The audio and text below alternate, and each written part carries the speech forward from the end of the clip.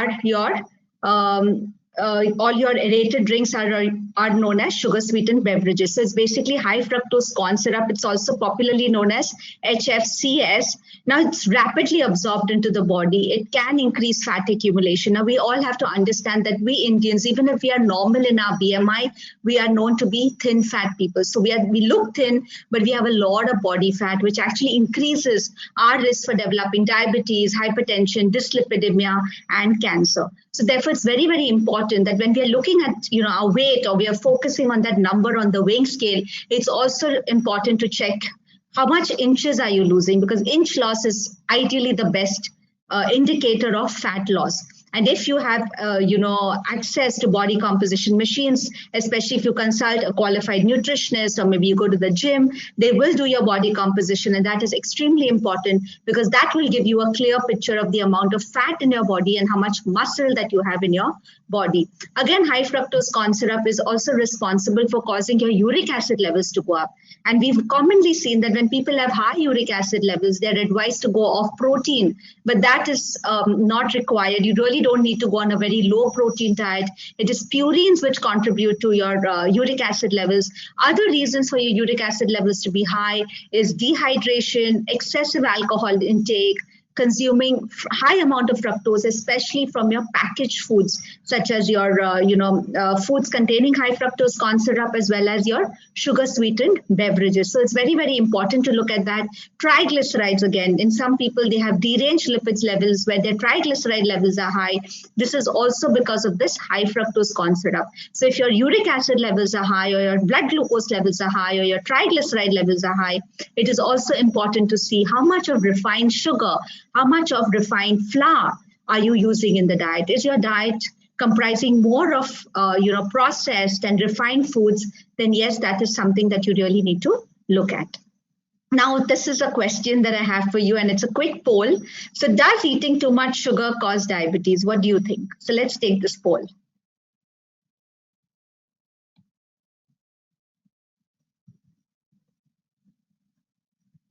Does eating too much sugar? Because typically we've seen, when people get diabetes, they always say that, I don't eat sugar. I don't know why I got diabetes. A lot of people, or even when children get diabetes, we see that, okay, so we've got some answers. So yes, so I think we have 57% who say yes, 38% who say no, and 6% say not sure. Okay, so a large population still thinks that too much sugar, eating sugar causes diabetes. So let's see what it is. So basically what happens is when you eat too much, and today we are eating out a lot, we're ordering in a lot of food, which is very high in, as I said, it's basically high in refined carbs, in refined sugar, etc. So unhealthy eating habits, especially if you eat a lot of high carb foods, all this, your body doesn't need so much. So all this will go and get stored as fixed deposits like triglycerides, cholesterol, fat, etc. And then with us getting more and more, on our gadgets, gadget addicts, our screen time is going up with zero physical activity. What happens is there's a lot of insulin resistance, which can cause diabetes. So it's not sugar causing diabetes. So eating too much sugar doesn't cause diabetes. But when you eat too much calories, more than what you require, and you don't expend enough. So if your burn is less than your intake, then all this will go and get stored, and all this will go and get stored as triglycerides, your fats, etc., which increases your risk of developing diabetes. So sugar doesn't directly increase, but yes, sugar has a role in increasing your risk for getting diabetes. Now, most meals today, if you see, they are nutritionally deficient. They're very high on calories, but if you look at the nutrition content, they're low. Because typically when we take diet recalls, and we always take it for all our clients who consult us, we ask them what they eat through the day. And typically the dinners have been replaced by snacks. And the snacks, even if they call them light snacks, there's a sandwich, there's pani puri, there's sev puri, there is nachos, and there's pizza, or there's burger. So typically our dinners have been replaced by snacks, which are very high on fat, very high in salt, very high on sugar and calories. And therefore they can have a negative impact on health. Now, sugar also makes you feel good. It's got an addictive potential. That's why sometimes, when you're feeling very low on energy, you've had a very long day, you've had a bad day at work, the things that you reach out for is something which is sweet. You want to eat something which is sweet because that is basically giving you a high. So it's like an addictive potential that sugar has. Now, too much sugar is responsible for causing a lot of conditions, right from, like I said, insulin resistance to heart disease, tooth decay, your lipids going up, type 2 diabetes, and also certain cancers. And in fact, they say that cancer cells feed on sugar. Therefore, if somebody has got a family history of cancer, it's very, very important to watch your sugar intake, because the more sugar you take, the more your cancer cells get nutrition and they grow and thrive. So the only way to kill your cancer cells is basically avoid as much as possible sugar or sugar-containing foods. Now, there is bad sugar and there is good sugar. So there's always a bad cop and a good cop. So basically, your bad sugar is all the sugar that you add to food. So when you can have a fruit just as it is, the moment you make a fruit juice, you strain off all the fiber and then you add sugar to it, then the same fruit becomes not so good for us. So basically, that is what is bad sugar. So all your naturally containing fruits, containing fruit sugars like your fructose, etc., is good because they're also loaded with fiber. They're phytonutrients. So all your, sugar coming from your fruits, from vegetables, for example, carrots, your beetroot, cereals, millets, legumes. They also contain some kind of carbs, and that is good for health because they also have a lot of nutrition to offer along with the carb intake. Whereas, as I said, sugar is basically devoid of any kind of nutrients. It doesn't give you any vitamins, no minerals, and therefore they're considered not so good for health. Now let's do another poll. This is something I always hear. If people say, I made this cake, but I didn't add sugar. I've added honey or I've put jaggery to it. So it's a healthy cake and I can eat as much as I want. So let's understand, are sugar, jaggery, honey similar in calories and carbs? Okay, so they say no, not sure. We have 19%. It's hovering between 17 and 19% who say yes. 74% say no, so they're not similar in calories and carbs, and 5% are not sure. They're still sitting on the fence. They're not really sure whether it is or not. So let's see what the answer is, okay? So sugar, jaggery, honey are all similar. They're all similar in calories and carbs. They all provide you. So 1 teaspoon of sugar will give you 20 calories and 5 grams of carbs. So all are very, very similar. And therefore, if you're going to replace say for example, a muffin or a cake with sugar instead of jaggery or honey instead of sugar, and you're going to think that, okay, this is going to allow me to eat a kilo of it, absolutely not. It's similar in terms of calories, it's similar in terms of carbs, and it still needs to be consumed in moderation. So this is extremely important for us to know. Now, the next poll. So we've got a lot of poll questions just to understand, how much, and it's nice to bust myths because these are common myths which are, which are there with most of people out there. They always think that, again, brown sugar, especially if you go to a restaurant, and you're offered, you order coffee and then there's brown sugar, there's white sugar, and there's an artificial sweetener. I see most people picking up the brown sugar. So what do you think? Is brown sugar better than white sugar? Okay, so we've got, again, similar. So we've got 56% say yes, 35% say no, and 5% saying not sure. Okay, so the people who say no, please pat yourself on the back. That's the right answer. So brown sugar is not anyways better than white sugar because it is just brown because it's got a little bit of molasses, but honestly, that nutrition will not make any impact into our lives. So brown sugar is similar to white sugar, similar calories, similar carbs. So again, just because it's brown in color, don't add 2 sachets of it because you think it's healthier. It is similar to your white sugar. Now, what are the recommendations? So these are the recommendations from the different bodies, whether you look at the dietary guidelines for Americans, the ADA, which is, one scientific body that we all Indians follow, which is the American Diabetes Association, the American Heart Association, and the World Health Organization, as well as the National Institute of Nutrition, India. They all recommend that we should try and keep our sugar intake to less than 6 teaspoons per day. And the lesser, the better. So 6 teaspoons is our maximum. budget that we have through the day. Now let's look at our regular working day. Now we have long working days, and people who are working from home, I think they're only getting longer. People have an in time, but there's no out time today, and the only thing to keep us awake and alert is basically tea and coffee. So every time you add 1 teaspoon or 2 teaspoons, so ask yourself, how much of sugar are you adding to that 1 cup of tea? Some people like their tea really, really sweet, or coffee really sweet. They can't have coffee without sugar. So when you add 1 teaspoon of sugar to your tea, that means you're adding 20 calories and 5 grams of carbs. So if it becomes 2, then it's 10 grams of carbs and 40 calories. And then if you have 10 cups of tea a day, that means it's 10 into 10, which is a lot of sugar, a lot of calories. And then you wonder, why am I gaining weight? I'm only having tea and coffee through the day because I'm not eating. But then see the amount of sugar that you're adding to your tea and coffee. So watch how much you're adding. So I'm not going to tell you go completely off sugar because it's difficult, but it's not impossible. So one is you can try and cut down. So if you're going to add 2 spoons of sugar to your tea or coffee, try and make it to 1. And make sure you dissolve it well. You mix it well so it gets the sweetness. Then maybe once you've got, acclimatized to that 1, then you can try and make it to half. So that way you're consuming lesser sugar and you're still enjoying the sweetness. And instead of having a mug of, tea, because some people require more, so you can actually cut that down to half.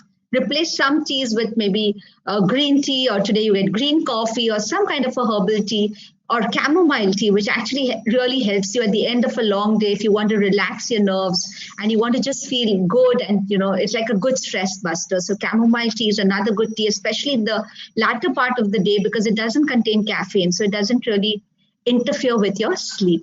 Another thing is your vending machines. A lot of your pre-mixed powders which are available, whether it's your coffee or your tea powders, are already pre-mixed and they have a lot of sugar content. And that is where you will really not have a choice when you're having these pre-mixed powders.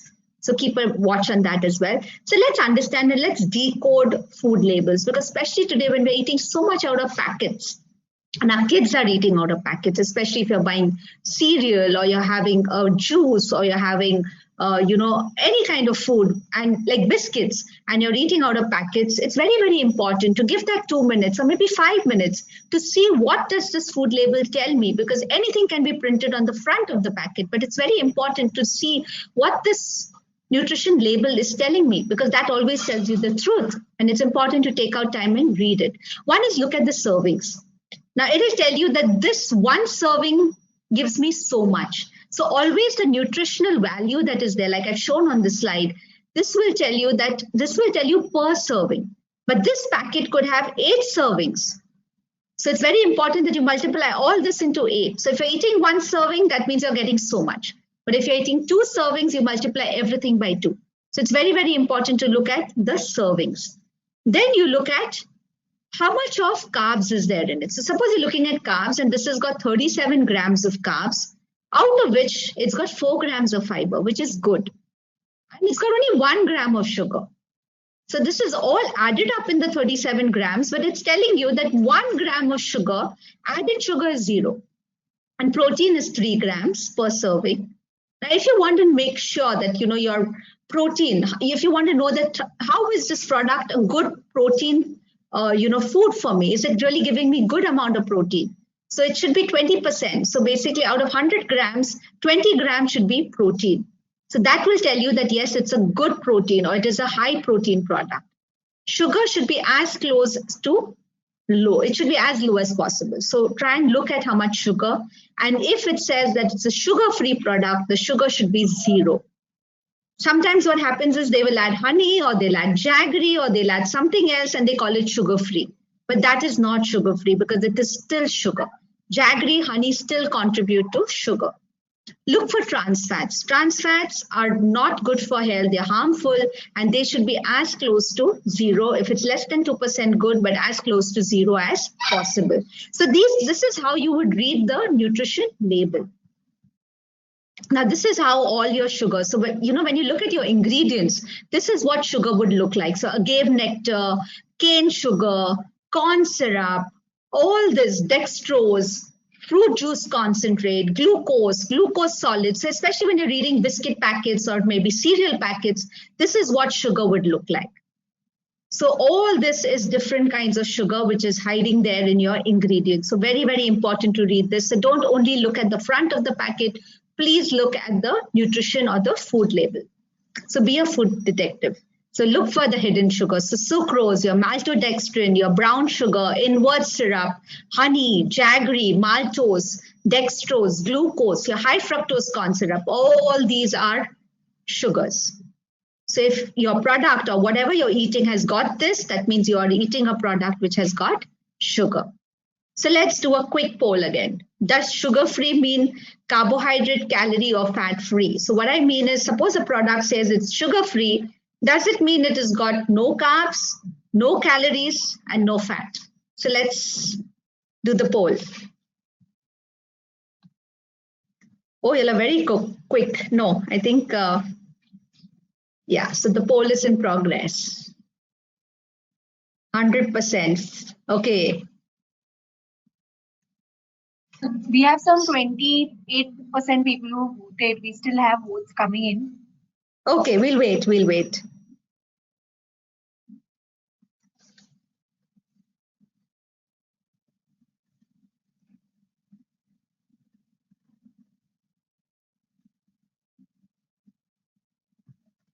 Saroj, you tell me when to.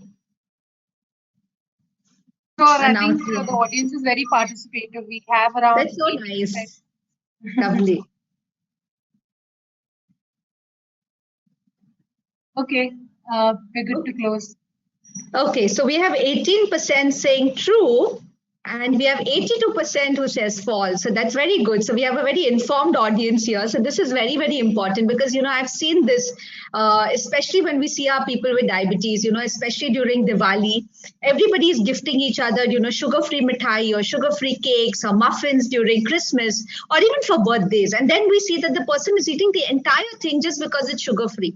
So, you know, our mind is tuned to believe that anything which is sugar-free or fat-free, or it says free, that means it is free of everything. But that's not true. Sugar-free does not mean carbohydrate, calorie, or fat-free. And fat-free does not mean sugar-free or calorie-free. In fact, when it is free of something, it is more of something else. And therefore, I always tell people, as far as possible, eat the real thing, because then you know, out of guilt, would eat just little.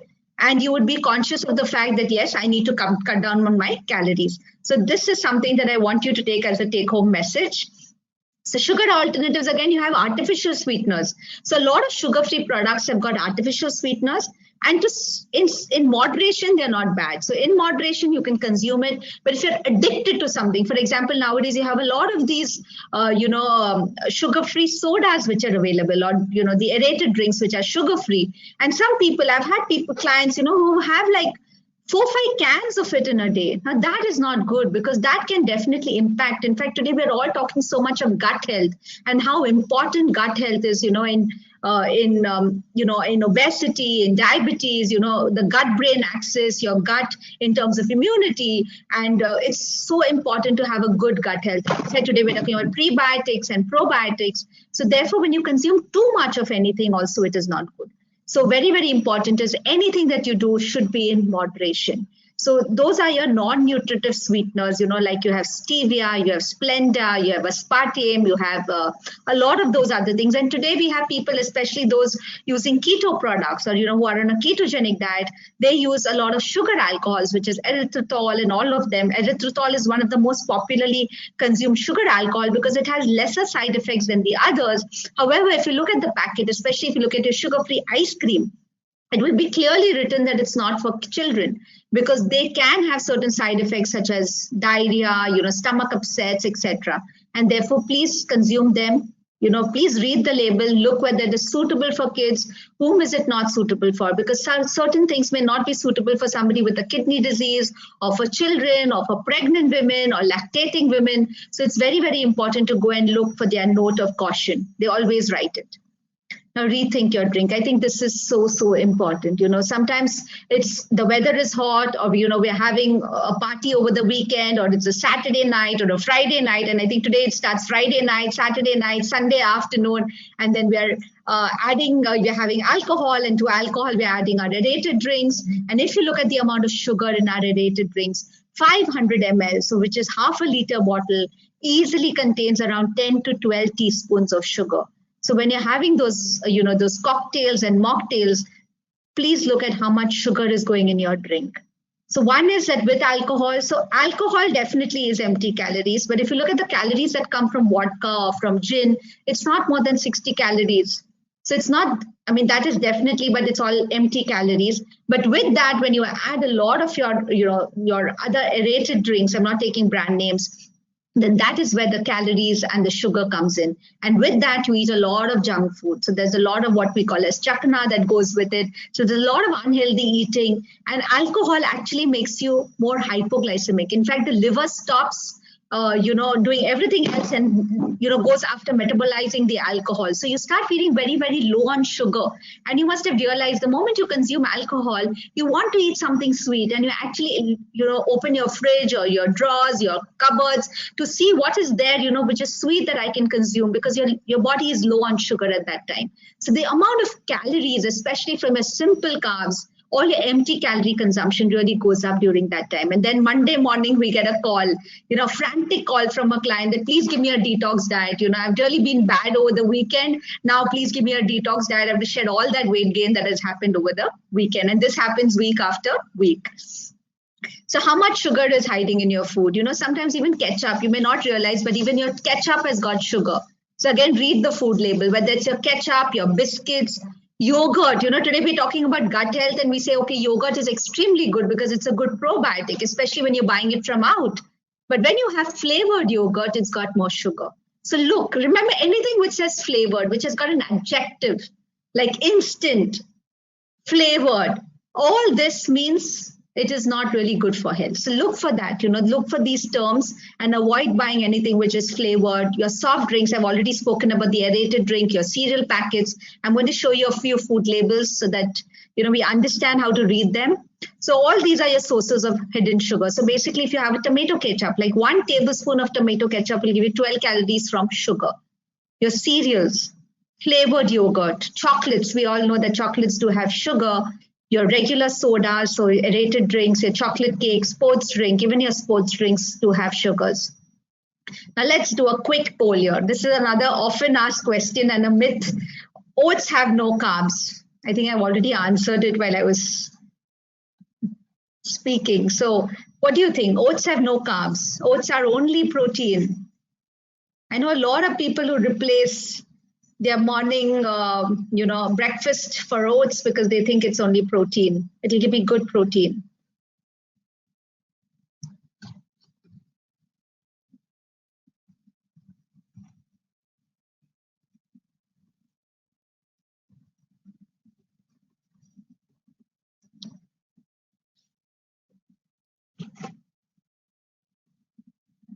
Sarosh, tell me when to.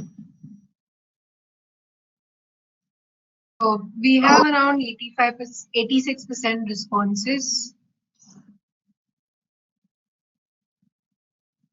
Great. So 18% say true and 82% say false. So again, very well done. So that's right. So oats have carbs. Okay, so oats have carbs. Oats have very little protein, but oats have good amount of fiber. In fact, they have a very, very good fiber, which is called beta glucan, which is very important in terms of reducing your cholesterol levels. And it's very good for gut health as well. So it's very, very good and should be consumed. But again, a word of caution here is, or a word of advice here is, that whenever you go to buy oats, always look for your steel cut oats or rolled oats, and it will be clearly mentioned on your food label. If you're going to buy instant oats, it's going to instantly rise your blood glucose levels because it's polished. So do not buy instant, look for rolled oats or look for steel cut oats. And you can have oats in different forms, either as a porridge, you can do an overnight soaked oats, especially today we have no time. On night, you can just soak the oats in a little bit of curd, add some seeds to it. Morning, add some fresh fruit and have a nice bowl of overnight soaked oats. It looks nice, it tastes also yum. You can add some cinnamon for the flavor, so it really is good. Now, this is what I wanted to show you, food labels. Now, this is what your flavored yogurt looks like. So if you're going to buy regular yogurt or yogurt without sugar, what we call as plain yogurt, the sugar should read as 0. If you look here, the small, box of this yogurt or the can of yogurt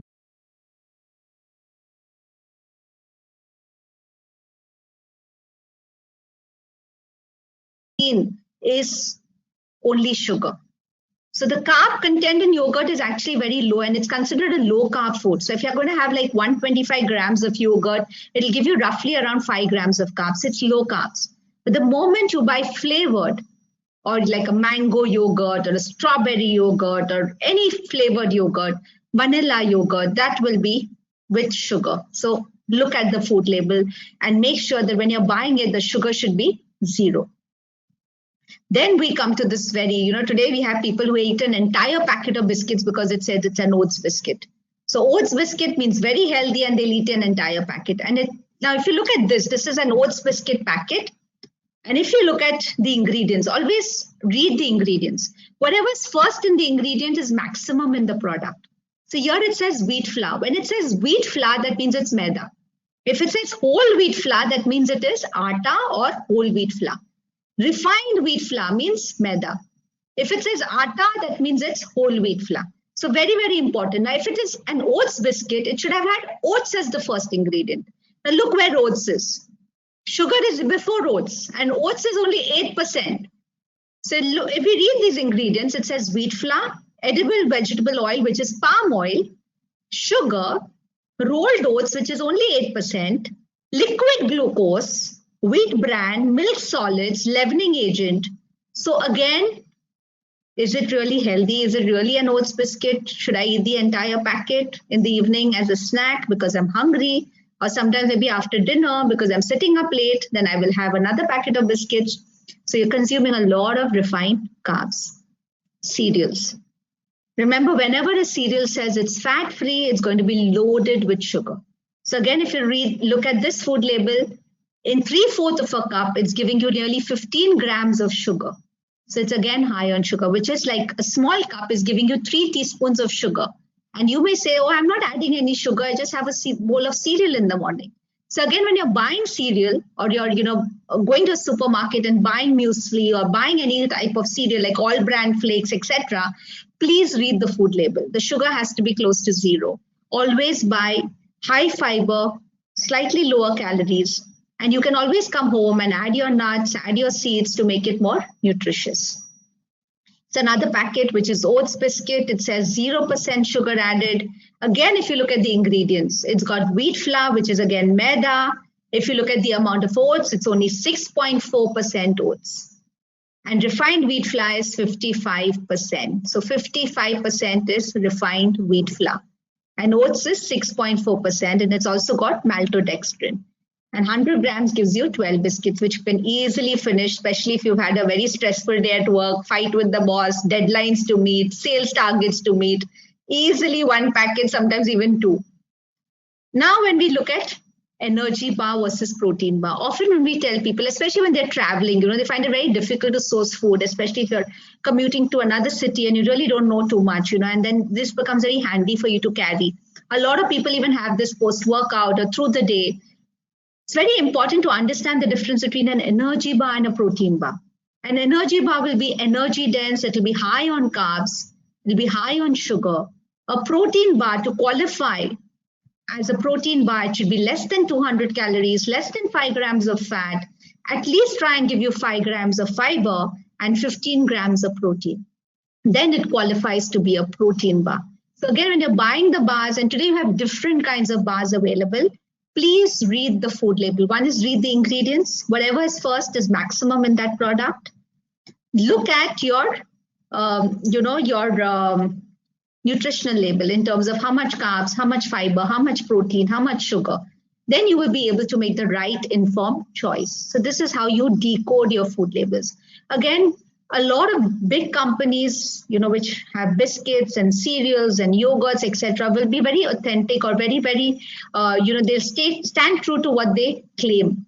But there are very small scale industries, especially if you go to your local shops, your kirana shops, they'll have packets, which will have some nutritional claims which even at the look at it looks like it's not true.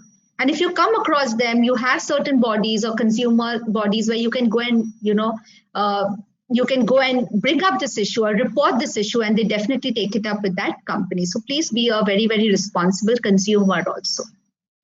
Now let's do another quick poll. I think this is another very favorite topic with most people. Is brown bread better than white bread?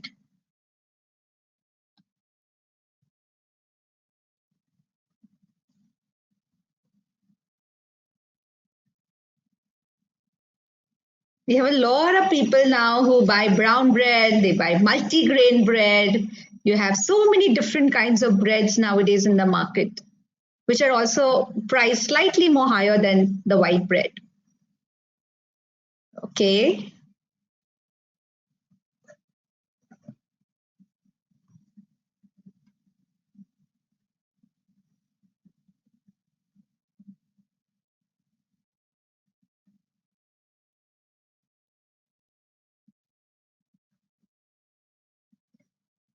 So we have 37% say definitely, 47% say no, it isn't, and 16% say I'm not sure. So I like that 16%.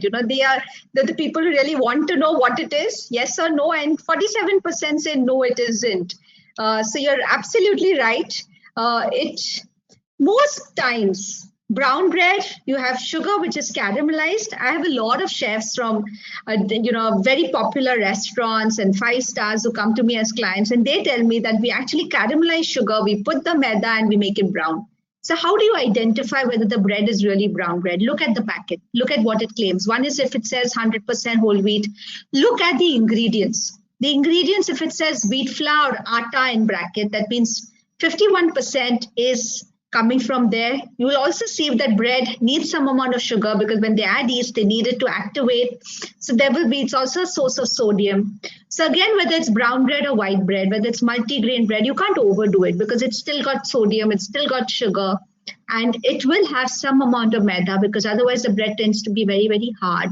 So they will add something. But again, read the ingredients. I'm not saying don't have it at all, but don't have it on a daily basis at every meal. Now, what are the smart choices for reducing sugar intake? Your deck is not visible. Oh. Why? Maybe you could just try representing. It's visible now. Did you see my previous slide? Okay, this was my previous slide. Is it visible now? Yes. Okay. All right. So this is what I was showing you. So wheat flour, atta, 51%, water, yeast, wheat bran, sugar. So this is what it claims to be. So this is 100% whole wheat bread, but it also will have, if you look at the oil, it's again palm oil. It has salt. It has sugar. So again, like I mentioned, not on a daily basis. And if you're having a sandwich, make sure you add a lot of vegetables. So make sure your sandwich has got more vegetables. It's got some protein. If you're a non-vegetarian, it could be egg, or it could be, chicken. If you're a vegetarian, it could be paneer. It could be a slice of cheese, or some scrambled tofu, something which is, or hung curd. You could add any of that to increase the nutrient density or the nutrient quotient. So vegetable, protein, and then your carbs. So instead of eating 2 sandwiches, you'll actually just end up eating 1, because that'll give you more satiety. Always when we add more fiber and protein, we get better satiety. Now, smart choices for reducing sugar intake. One is reduce. Like I said, you don't need to go 0. But if your budget is 6 teaspoons per day, remember it's total. It's for what you're adding and what is already present. Sometimes you do not even know that this product has got sugar because you're eating, like for example, a biscuit or bread. You don't know that it's got sugar, inside. So that will be your invisible sugar. But total sugar consumption should be well within 6 teaspoons. So cut down. And even when you are hosting people, suppose you have guests coming, always serve the sugar on the side. Don't add it to your tea. Let them add how much they want. There are a lot of people who may have diabetes and they may hesitate because there's still some kind of a stigma. That, okay, I don't want to claim that I've got diabetes.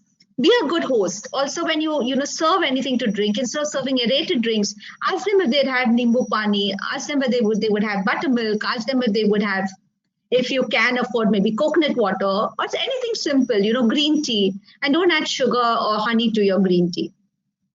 Reduce intake of sweets and desserts, and have it when you're more active. Usually people end up having it late in the night, and then you're going to sleep and are going to burn those calories. Keep once a week, okay, like a Sunday afternoon where you're going to have it, but you're going to make sure you're going to be more active on a Sunday evening. Burn those calories. Very, very important. Know where to stop. So you know that 80-20 principle. Eat only till you're 80% full. And don't, it should be a need and not a greed. Then reduce intake of your processed foods. As far as possible, avoid keeping it at home. We're all humans. We get tempted. The moment it is there, you will end up eating it. So, and you know that, okay, the last piece, okay, let me eat this last piece from tomorrow, I won't eat. And then that continues. And then somebody else will come home and give you something sweet. And today, all our celebrations, now a lot of children are passing their exams and parents are celebrating. So you'll have mithai dabbas coming to your house, but you should know where to stop, distribute. And very, very important is don't allow your children to eat it. Even if they're, if you feel they're underweight. I know a lot of parents who force their kids to have sweets because the child is underweight. But remember, today, being overweight is not an indication of good health. In fact, I would say that if your child is active, energetic, concentrating well in school, doing all his activities, and even if he's slightly underweight, it's perfectly all right. In fact, that would be ideal. So don't focus on the weight, or being overweight. We all like chubby children, but honestly, that is not something we're looking at because of the increasing incidence of diabetes, obesity, cardiovascular risk, even in children. Avoid intake of soft drinks, especially when you're having alcohol. One is cut down on the amount. Don't make it. Today when we, interact with our clients, we've seen that alcohol, even midweek now, people have started having. So, like a Wednesday is also becoming an alcohol day. Then Friday, then Saturday, Sunday afternoon. So you end up actually consuming a lot.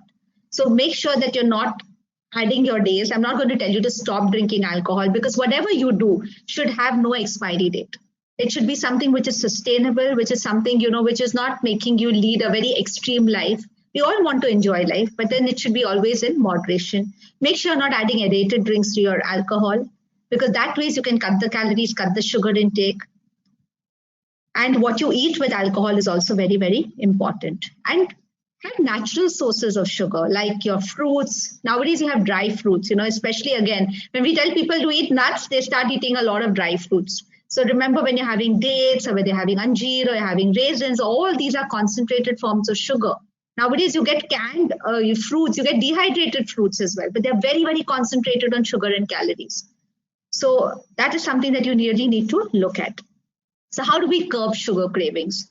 So very important is retrain your taste buds. They say it takes 21 days to form a habit. So take one step at a time. Say, okay, I'm going to cut down on sugar in my tea. Or maybe you can start by saying, okay, I'm not going to have any aerated drinks for the next 21 days. And if you're able to do that, great. Then you say, okay, I'm going to cut down my sugar. I'm taking 2 teaspoons of sugar. I'm going to cut it down to 1 teaspoon. So slow and steady and one habit forming after the other, and make sure that you continue this for life. Try cutting down on sweets. Some people want a sweet after every meal. And that could be possibly because today we have a lot of people who come to us, night they are off carbs. They say, oh, we are on a carb-free diet. We're just eating some protein and vegetable. And then they're working long hours because they have deadlines to meet, they have presentations to make the next day. And then they're working till the wee hours of morning. And then what happens is, oh, I'm hungry. Let me go open the fridge. There's a nice, cake or there's some nice sweet which is calling out to you. And then you go and eat it. And then you feel guilty about it. So this is something that happens. So make sure that you eat a substantial dinner. You don't need to starve yourself because we've seen that the moment you eat less at dinner, it's good to eat less, but make sure that you eat adequate because otherwise what happens is you will end up binging later on and adding up to the additional calories and then hitting, going to sleep. And then that is where you're not really expending enough calories. And that's where the weight gain happens. Make sure that you have adequate protein. Add protein to every meal because protein gives you satiety. It keeps you full for longer. It digests slowly. So the more, when you just have carbs at meals, you will feel hungry again in the next 1 hour. So add more protein, add more fiber to food. Very important. So pick proteins like lean chicken, your low-fat yogurt, egg. Egg is great, an egg with the yolk. Nuts or beans. fill up on fiber. Make sure you have adequate fiber. So always make sure you start your meal with fiber and protein. So it could be a bowl of salad. Make your salads also interesting. Make them look nice and colorful, especially now if you go to these salad bars. They really present you some really interesting salads, which are like those Buddha bowls or those one pot meals. They look really very nice and interesting.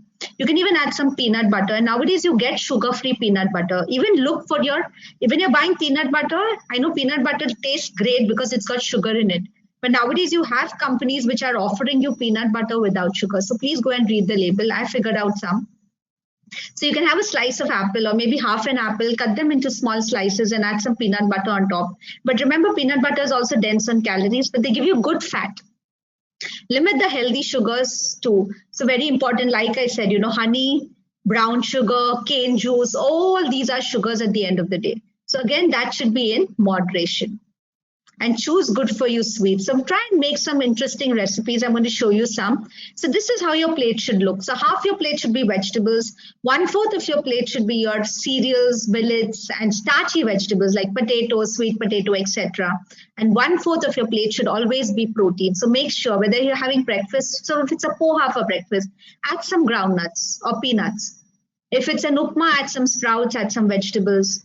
So you have your regular traditional breakfast, but make sure that you're having some protein along with it. Egg at breakfast for people who eat egg, for vegetarians, great. So make sure you eat that because it keeps you full till lunchtime. So these are some of the drinks you can have, like a buttermilk, a nimbu pani, a coconut water. You have raw mango juice. You can have any of this. These are some of the healthy dessert ideas. You can really make and indulge. Do it with your kids. Teach them. I always say that, we as parents, for most parents here, I think our kids will follow our footsteps and not our advice. Just telling them and not walking the talk will not help. So make sure that you're also doing it. Give them some dedicated time. I know today we have a lot of work stress. We have to be on our phones, on our emails all the time, but make sure that you spend adequate time with your kids as well without the gadgets, in doing some kind of activity. And this is one activity that you can do with them. Make some interesting, healthy desserts. So they also know and they also develop the right habits right from childhood because it's very difficult to change their eating habits as they grow older. So you can have a nut and date roll. You can do fresh fruits. Always have one fruit in itself at a time. And always remember that, have seasonal fruits. So seasonal local fruits is good. And don't mix too many fruits because it's not good. Always one fruit which is seasonal. Never mix fruit with your milk. So, like a milkshake is something that people love. But even if you look at it as per Ayurveda, milk and fruit are opposing foods. They're not the best combination. So they're known as viruddha foods. So they're not a good combination. So avoid mixing milk with fruit, especially the banana milkshake that people love. You can have a dark chocolate coated strawberry or banana. And you go on YouTube, you just type this and you will get it. Yogurt parfait. You can have a frozen yogurt, baked yogurt, Greek yogurt. You can make sorbets or you can make popsicles and they turn out really delicious. Make it look nice and presentable, add a lot of color or just the trail mix. You don't want to do too much. You don't have time. Just take a few dry fruits with that, some nuts and have that, that will be a good energy boosting food. So to conclude, I would just say that when diet is wrong, medicine is of no use. And when diet is correct, medicine is of no need. Thank you so much for your patient hearing. And this is something that even the FSSAI endorses. And this is I think it's a beautiful messaging, by FSSAI, which is aaj se thoda kam. We're not saying stop completely, but we're saying aaj se, if you're eating so much, just cut down a little bit. Thoda kam. And body will adapt, body will get used to it and it will reward you with good health. So thank you so much for your patient hearing. This is my book, Diet and Diabetes Simplified, which has a chapter on reading food labels, which I thought was so important. And I've really dedicated a big chapter on food labels in this book. So if you have any questions, I'll be happy to take them. I'll stop sharing screen now.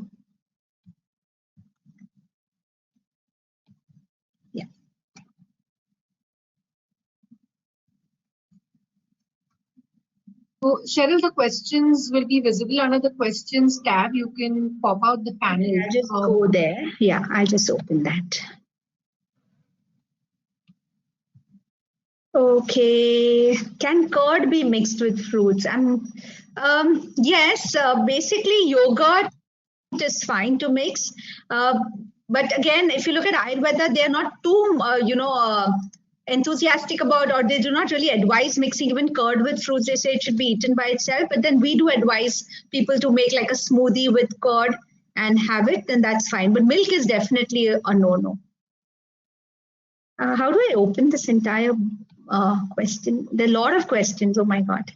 Okay. Yes, there is a panel. There is a pop-out panel next to the questions tab. You can just tap on it. It says under pain from control panel. Okay.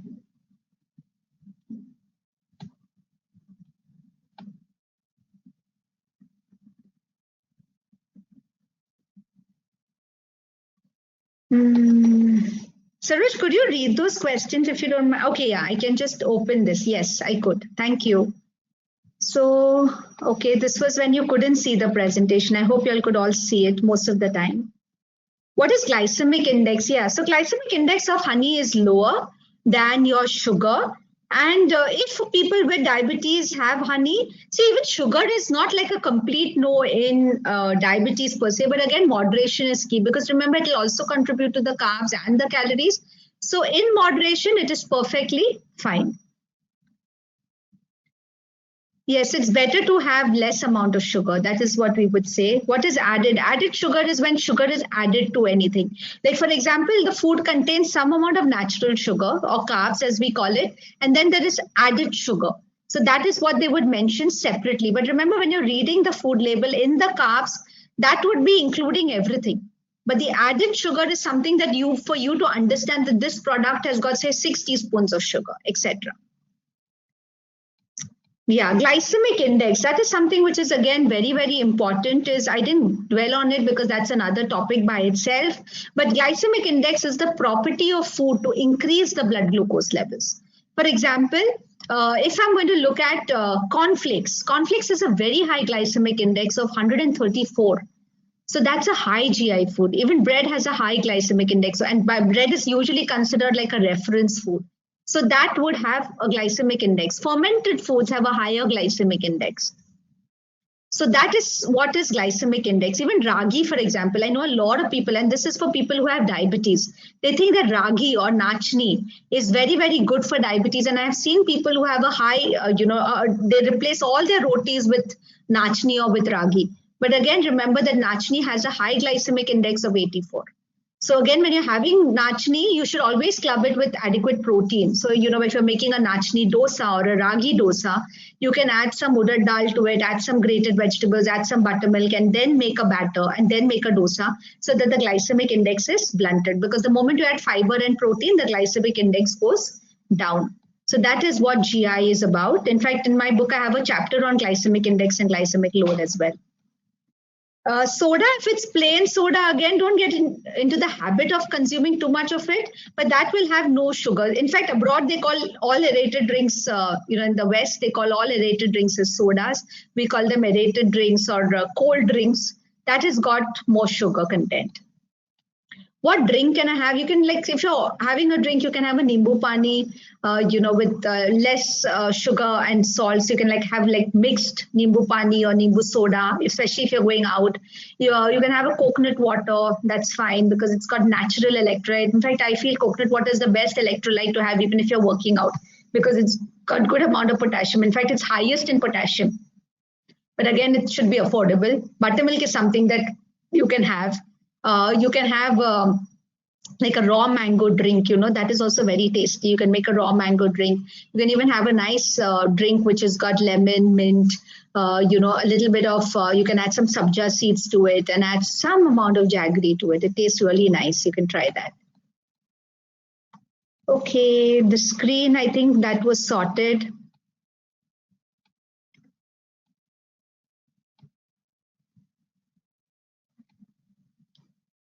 Diabetes friendly, yeah, yes. So that is something that, as I said, you have to look at the front of the packet and then read the ingredients or the food label, because the food label gives you the right picture. It tells you the right thing that, okay, this is what. And as I said, we do still have, especially these small scale industry products, they have, their claims are absolutely wrong. So please go and report them. There is, you can report them to the FSSAI as well. You can report them to FDA. You can report them to, there is an advertising council which is there where you can go and report, and they actually take it up with the company. You can do that. Stevia is fine to use. I think I've answered Dr. Mudita's question on can curd be mixed with fruits. What about stevia? Stevia is something that you can use instead of sugar. Yes, for sure. Again, palm sugar, coconut sugar has got a low glycemic index and can be used, but again in moderation. But yes, nowadays you get coconut sugar, and that is, you get even low glycemic sugar.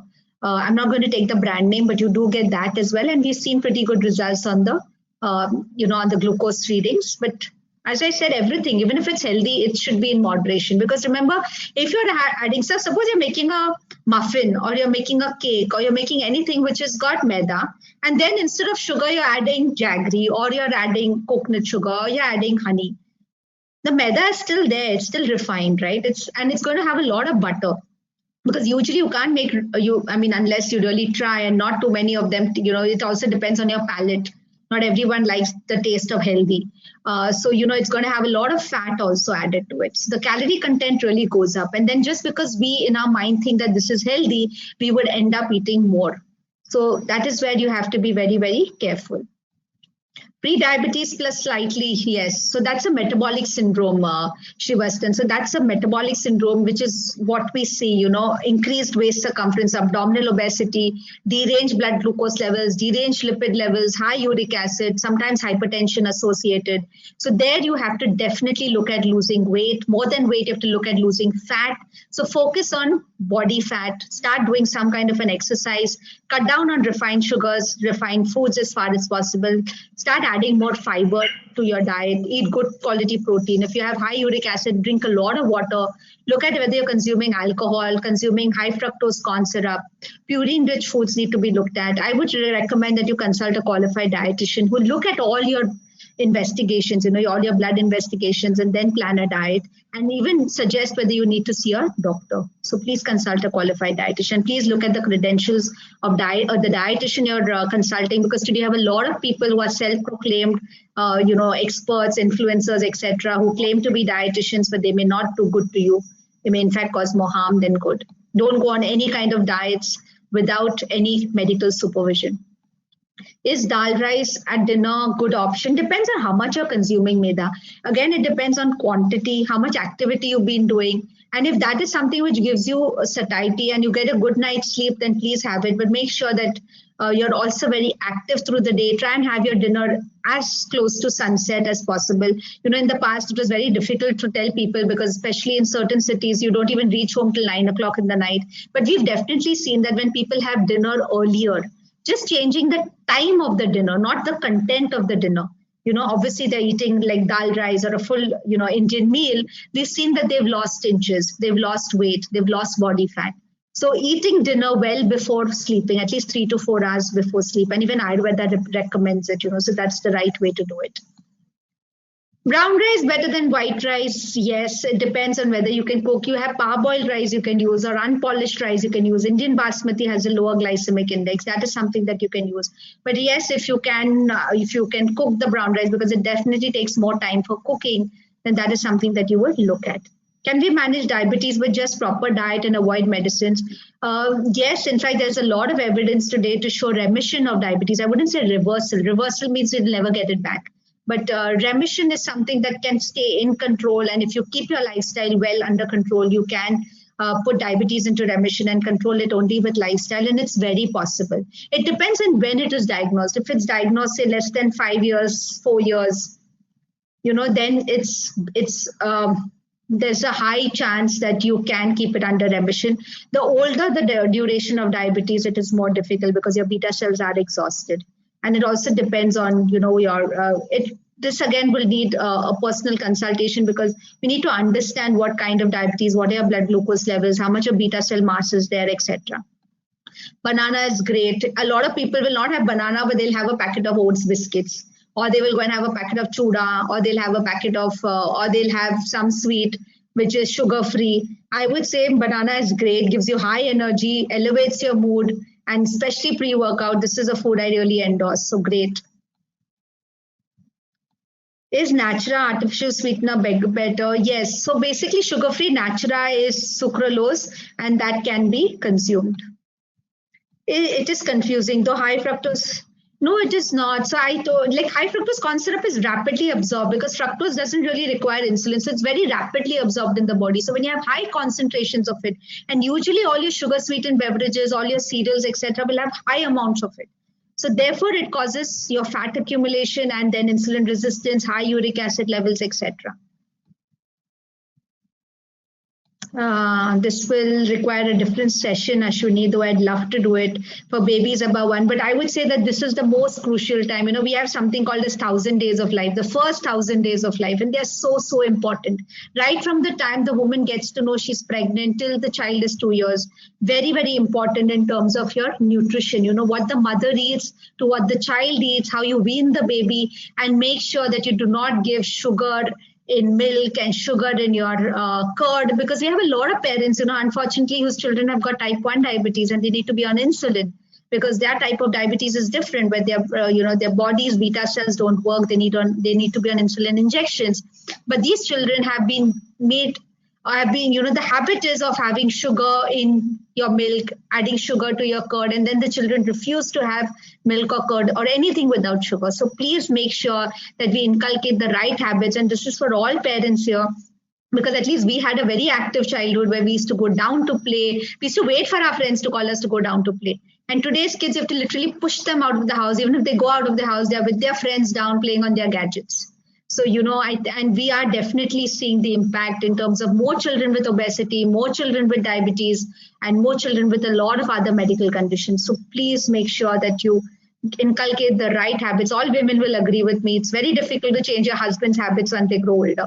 You know, women are more adjustable because we have to cook. So, you know, we eat anything that is served to us, but be very, very careful. This is for everybody. You know, make sure that there are good role models to your children and to each other. All grains everything will have carbs. It's not that carbs are a villain, but you need to choose the more complex ones, the one which gives you more nutrition, more micronutrients, more fibers. All your millets, especially the unpolished ones, are great. You can have dalia, you can have bajra, you can have jawar, you get foxtail millet, you get barnyard millet, you get kodo millet. You have so many different kinds of millets.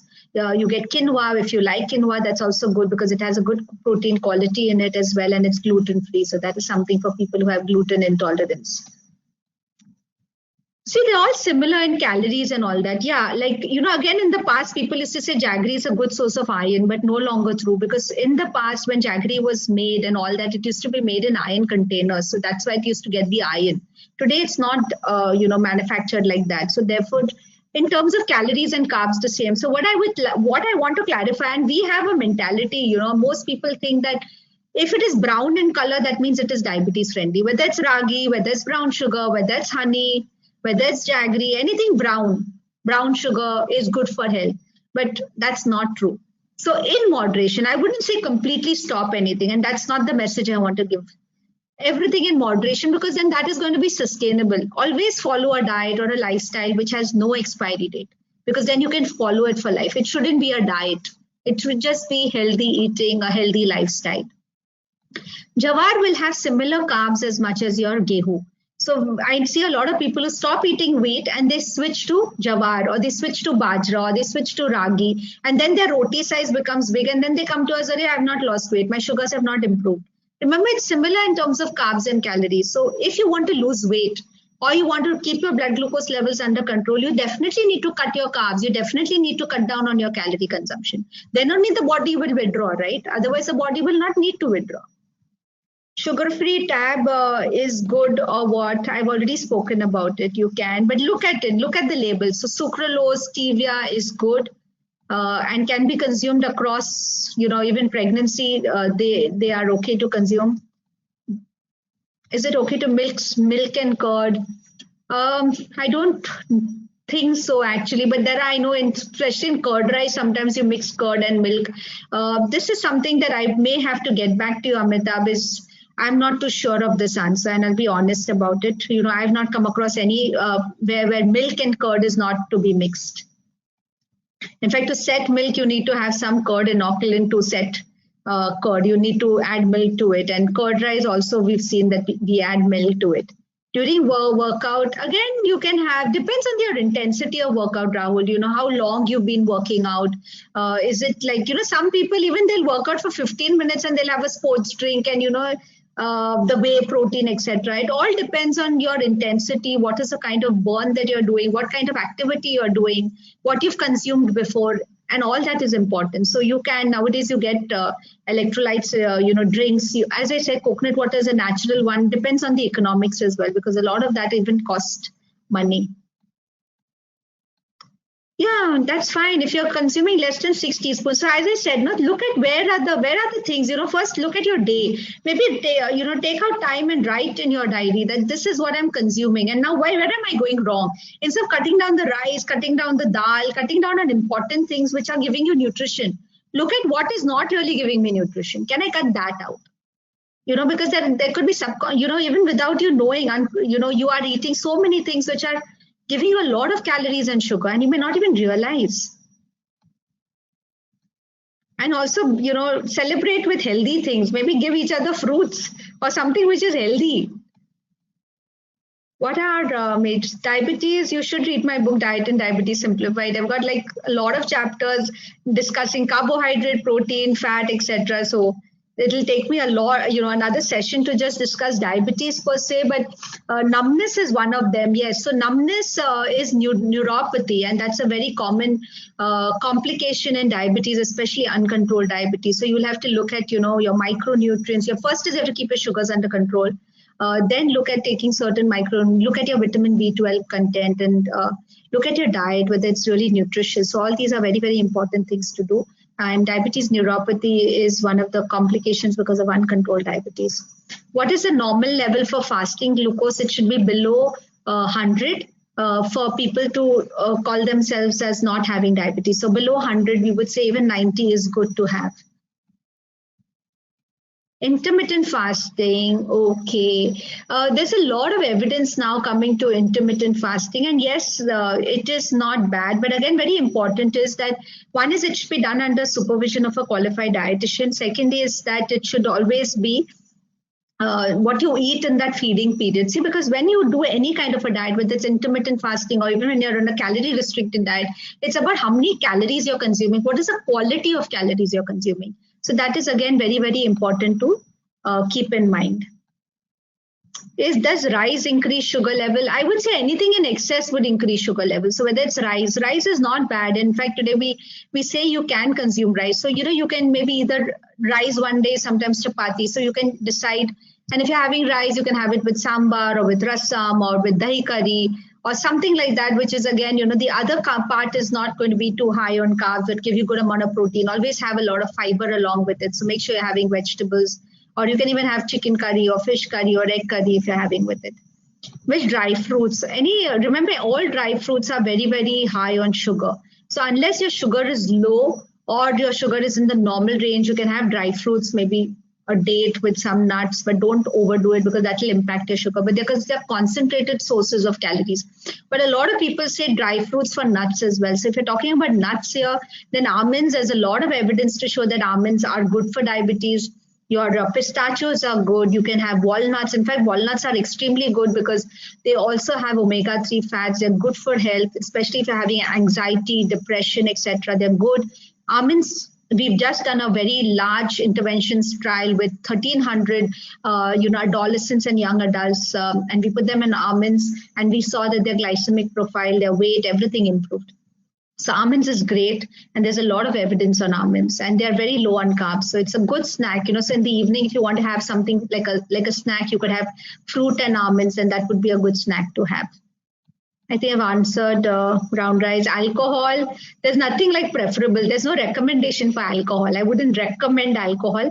But if you want to consume alcohol, make sure they're not these Long Island iced teas or, any of those cocktails. Avoid them. You can have gin, or you can have vodka, or you can have scotch. That would be better. Beer again is higher, especially if you're going to have the strong beers, etc. Sweet wines, not preferable, but your regular wine, again, amount you're consuming, because remember they're empty calories, and the more alcohol you consume, especially if you consume it around meal times, Like if you look at the other countries, they will actually have their supper and then they will have alcohol in moderation later. Here we have so much of alcohol that we don't even eat enough food. And remember, alcohol actually does not allow your nutrients to get absorbed from the body. So that is something that you have to look at. So Roj, how many questions? There's lots of them.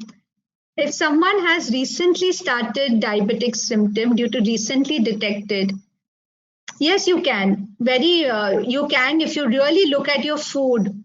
Watch your food intake. Sleep has such an important role, and I think that is something that we don't really emphasize on.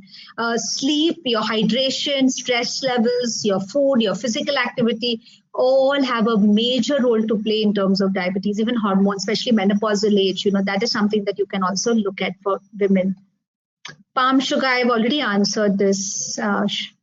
Can we have only fruit and breakfast? Yes, but preferably have it with some protein. You can have it with nuts, you can have it with a boiled egg, maybe a yogurt, something like that, because maybe just having fruit, you'll feel hungry again after 2 hours and then you will end up eating something unhealthy.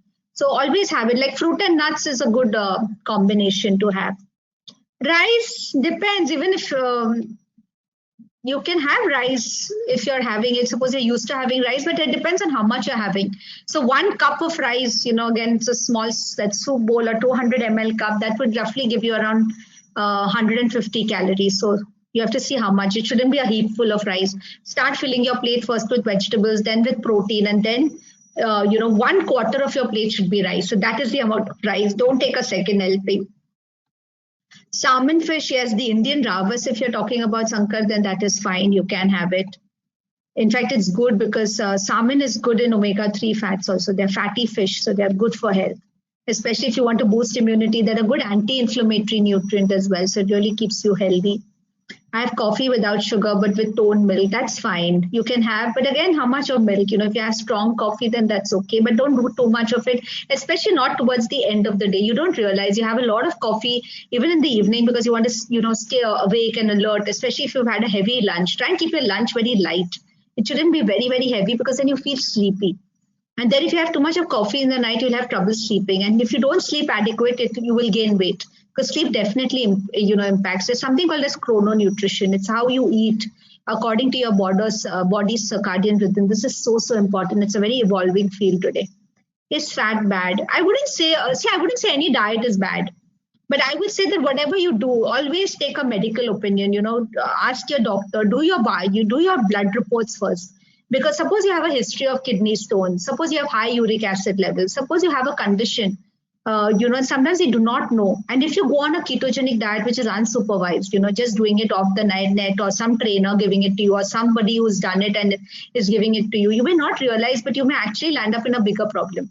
Because there's a high probability of it increasing your chances of getting renal stones. Because remember, when you have a ketogenic diet and if there's a lot of fat coming from your non-veg food sources, it creates a very acidic environment in your body and it leaches out calcium. And then your bones become porous. And then increased calcium in the blood actually increases your risk for heart disease. And also your kidney stones, your uric acid levels going up. So all this, a qualified dietitian. So please, and I'm telling you, being a qualified dietitian, if you ever come to me or go to any qualified dietitian, if you ask her what are her qualifications, she'll be very, very happy to tell you. So please make sure you ask. Like if you're going in for a surgery, you always check out the doctor, right? You'll not go to any doctor for a surgery because you're worried that, oh my God, who's going to operate on me? So similarly, when you're going to a nutritionist, there's so much to look at. So please make sure you go to a qualified person, not somebody who's having like a big fan following on social media. They have a lot of time on hand because that's, the ones who are qualified are too busy managing patients. So please make sure to go to a qualified person. Intermittent fasting, again, I would say for a person with diabetes, we have to look at your medication because there are some medications which can cause your sugar levels to go low. And then if you're doing an intermittent fasting, you may go really, really low and go into a hypoglycemic coma requiring hospitalization. So it's definitely, again, if you're going on IF and if you have diabetes, please meet a qualified dietitian, show her your medications so that, she can tell you that how, you can do it. Go and discuss with your doctor. But as I said, I wouldn't say any diet is a fad diet today. All of them have their pros and cons, and it has to be done in a very, a systematic manner, because we have to look, suppose you're doing a ketogenic diet, for example, it should be done short term. If you want to break a plateau, you have to look at what are the nutrients which are going to be lacking in this diet. Can I supplement it?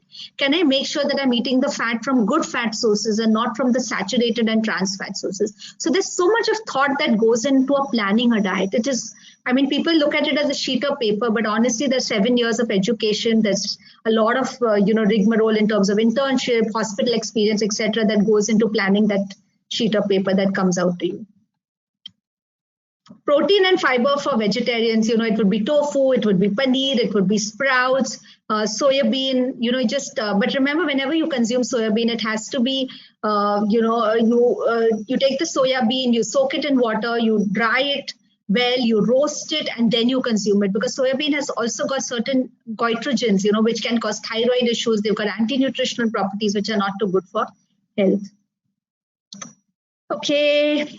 Average of 140 using home-based. I normally drink a full glass of milk daily. That could be increasing the sugar. So you could avoid doing that glass of milk in the night. Make sure you walk, before you, like after a meal, try and walk, and that will really help you. And rice, preferably, you can maybe have it. But as I said, try and have your dinner early. Do a stroll or a walk in the night, and avoid that glass of milk in the night, and see how your fastings improve. And the principle again, half your plate vegetables, 1/4 of your plate should be protein, and just 1/4 should be your carbs, which is rice, if you're consuming unpolished, parboiled, or brown rice. Nowadays, you get barley, you get quinoa, you get millet, so many things. Fermented food, yes. In fact, fermented food, yeah, there's a lot of questions, Saroj. I'm not sure. Yes, I was just going to say that. So if you'd like, you can take them up now, or the pending questions we can share with you, and maybe you could just share the responses. I think, so cornflakes, I think I've already mentioned, it's got a very high glycemic index. So if you have diabetes, and with milk has got lactose. So you will see if you have diabetes, it increases your sugar rapidly. It also will increase your triglycerides. So not something which is on my preferred list. Once in a way, okay, but then make sure you cut the glycemic index, add some nuts, seeds, have it with yogurt. That is another way that you could consume it. Yes, they should not have food with very high glycemic index. Always mix it, So we Indians eat mixed meals. So even if we are eating food, it's rice, dal, vegetable, salad. So automatically, and curd. So automatically the glycemic index comes down.